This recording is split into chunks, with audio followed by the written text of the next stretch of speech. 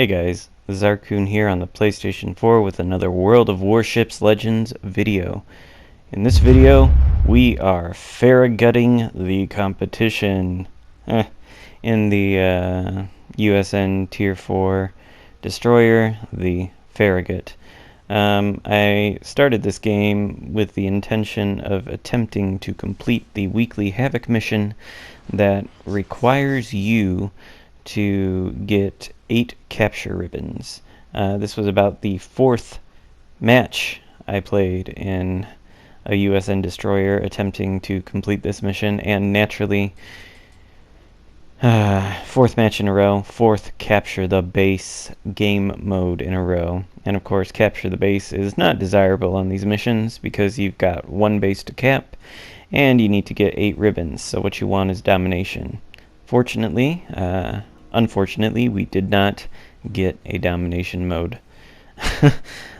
So we are going to try and play this game relatively well. Our first priority is definitely not to capture the enemy base, even though we would like a ribbon for that. It is to simply win the game. And most of the time in these capture the base modes, the winning strategy is to defend your team's base rather than try to capture the enemy team's base. So our opening play here is to kind of go out, do some spotting for our teammates. Doesn't look like they have... It looks like there's more enemies here than friendlies. But we're hoping some of our friendlies will fire on this huge cluster of red over here. We are trying to gauge the direction of these ships, see if one of them might want to split off from the main group and perhaps open themselves up to a torp strike. Unfortunately, the Farragut is not able to stealth fire torpedoes, because as you can see on the minimap, that little white circle, when I change to the torpedo,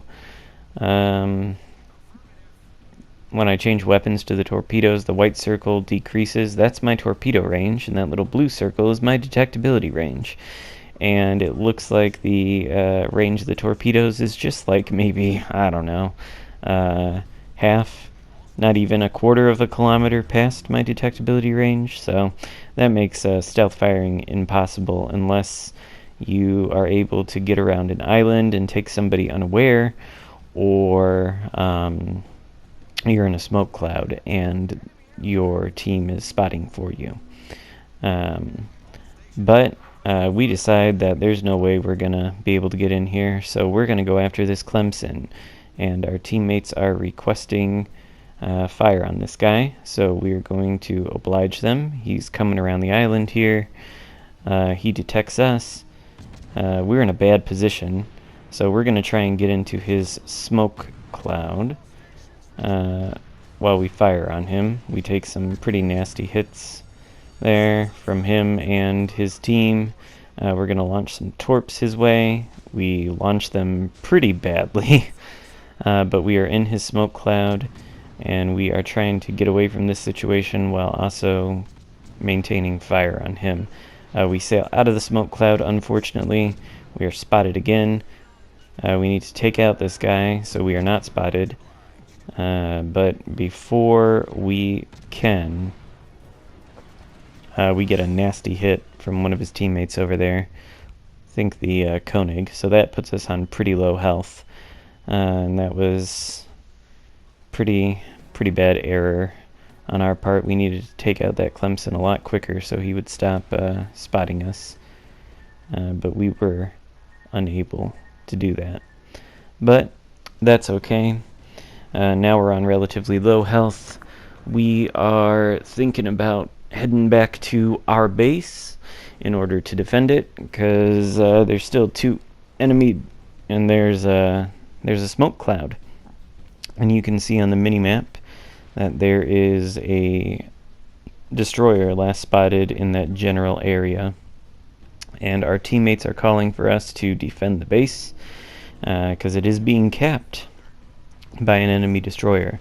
So initially I think that position there on the mini-map is the last known location of the enemy destroyer who is now capping our base.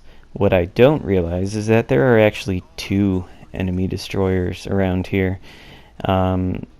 I'm only concerned with trying to find the one in our base. There he is on the mini-map, so we are going to come around the island and try to open fire on him. But we're detected, and oh, it's another Farragut. He's just sitting there, not doing anything. He doesn't appear to notice us at first. So we launch torps at him. Now he notices us, and he starts moving, but it's too late for him. He's gone.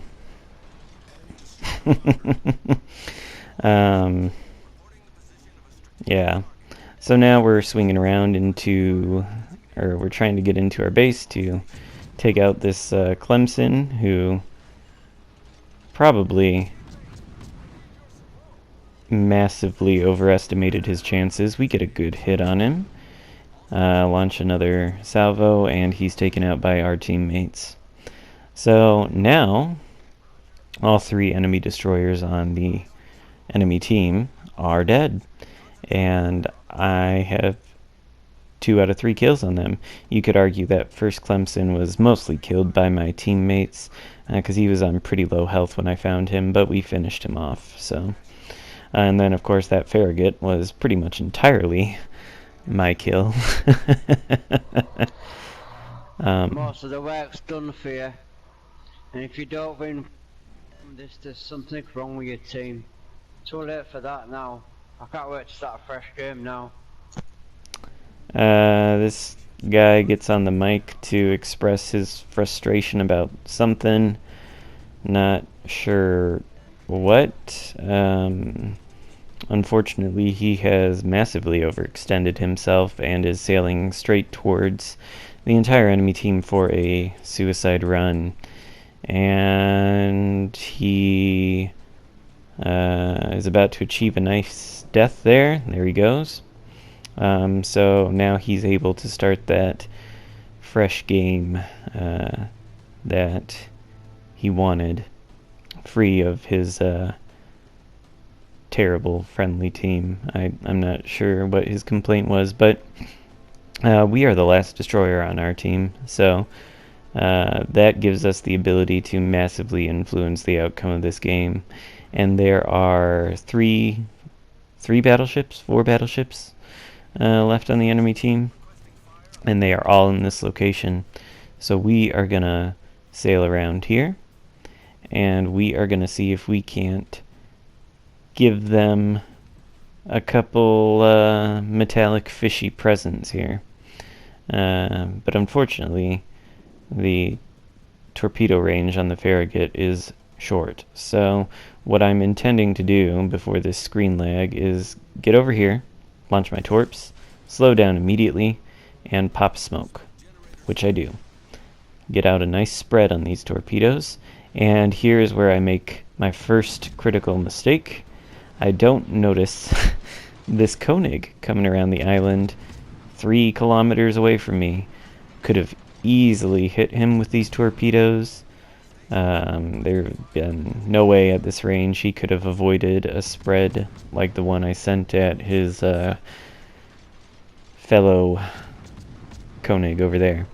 And now I was thinking that Koenig was going to be able to avoid my torpedoes because they had undoubtedly been spotted by the closer Koenig. But he takes one, and it causes flooding, which forces him to use his damage control. So we are going to open fire on him in hopes of starting a fire, which will now burn for the full duration because he no longer has damage control. So while we're doing that, we've gotten out of the smoke screen, and we're going to go back in. We want to make sure we're not too close to the other Koenig to our far starboard side there, because we don't need him to spot us. If he does, we're going to be taking shots from possibly all 4 ships, and we are going to die very quickly. And here is where I make my final critical error, and it costs me my life. I intended to launch both my torp salvos at both of these ships, which I do, but I back out of the smoke cloud in order to do that, and there was really no reason for me to. So I pay with my life, but I did manage to get both torp salvos out, and they look pretty good. Ooh, nice hit there on that one, and devastating strike on the other one. He's gone, and of course that Koenig there is also gone because he had used his damage control after the first torpedo hit him, and he was unable to stop the flooding that killed him. Now that just leaves 2 enemy ships on the team, and 2 enemy ships on the enemy team and 3 ships on ours. We have the clear advantage, and this French cruiser here is about to die. So my team finishes him off in pretty short order, and then they spend a rather inordinate amount of time finishing off the last enemy, Koenig. So we're pretty much going to end right here. This was pretty relatively high damage game, 4 kills, lots of medals there, and a nice number of torpedo hits. But of course, there were several mistakes that I made in this game, several pretty big mistakes, and my shooting wasn't as accurate as it could have been facing the first Clemson earlier on. But we still win the battle, and we put up some nice numbers on the board. So good, but lots of room to improve. So, thanks for watching. I hope you learned something from this, learned from my terrible errors here. And if you liked it, feel free to hit the thumbs up and subscribe. Thanks for watching. See you next time. Oh, and feel free to wait till the end to see the scoreboard if you're inclined. Otherwise, well, you can see what these guys do to attempt to kill this Koenig. Alright, see ya.